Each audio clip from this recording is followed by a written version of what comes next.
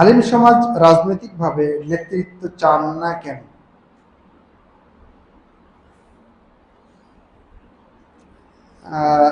দেখেন, ইসলামে রাজনীতি আছে, ইসলামে রাজনীতি আছে, এবং শেখুল ইসলাম ইবনে তাইমিয়ার ইসলামী রাজনীতির উপরে বই আছে, সিয়াসা শারঈয়া, এবং ইসলামী রাজনীতির আলোচনাগুলো সাধারণত উলামায়ে কেরাম আকীদার বইগুলোতে উল্লেখ করে থাকেন অনেক সময়,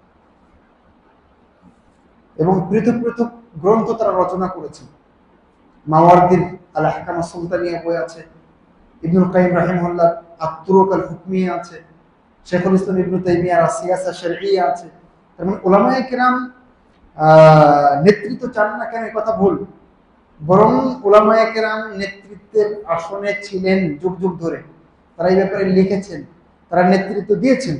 কিন্তু হতে পারে বর্তমান প্রেক্ষাপটের কারণে, শুধুমাত্র গণতন্ত্র আর গণতন্ত্রের ছয় লাভের কারণে হতে পারে, বিশেষ করে সালাফি যারা আলেম ওলামা আছেন তারা হয়তো বা এখানে নাম করাতে চান না। তবে ইসলামে রাজনীতি অবশ্যই আছে, সেখানে নেতৃত্ব অবশ্যই থাকা লাগবে, না হলে তো চলবে না আসলে সমাজটা। আমার মনে হয় যে একটা মৌলিক কারণ এখান থেকে দূরে সরে আসার, বা একটু কি বলে সেখানে নাক না গলানো, কি বলে ওটাকে, গণতন্ত্র। কারণ গণতন্ত্রের মাধ্যমে তো আসলে কোনো কিছু সম্ভব নয়। আল্লাহু আলাম, এটা হতে পারে। তবে আমরা চাই যে আলেম ওলামা তারাও দেশ পরিচালনায় আসুক, তারা দেশের নেতৃত্বে আসুক, বিভিন্ন পদে তারা আসুক, মন্দের ভালো তারাও কিছু কাজ করতে পারবে।